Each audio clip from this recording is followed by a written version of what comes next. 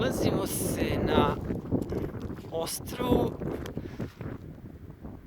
usred Mediterana.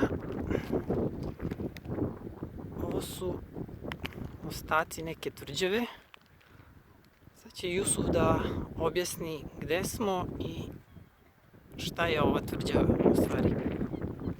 Jusuf, bonjour. Tell us something about this. This is Coryat. Oui. Il معمل تونة. التونة. Okay. What else? That's all. And what about this ribat? Ribat. This is the ribat. Ribat je kula tvrđava. And where do they fish for tuna? Yeah. Where? Here in the sea?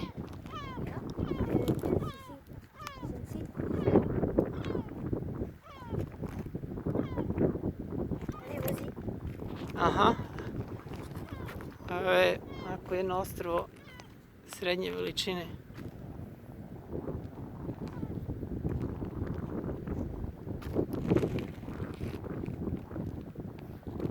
Idemo sad da vidimo ostatak ostrva.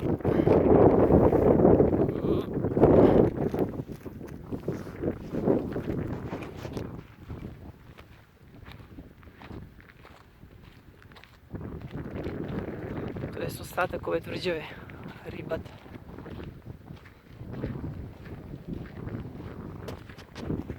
Očekivao sam da će Jusuf više da nam objasni. Možda je jako teško gledati. Da će više da nam objasni o istoriji ove kule. Ali to ćete izgleda morati da izguglate.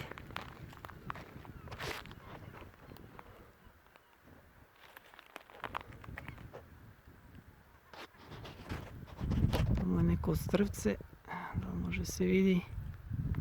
To su u stvari baze za turističke brodove koje dovode ljude na ovo ostrvo.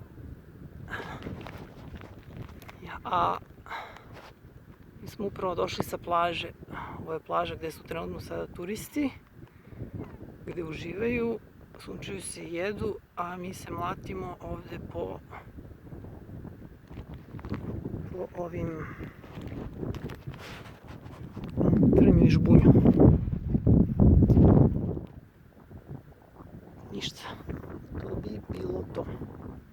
Ćao.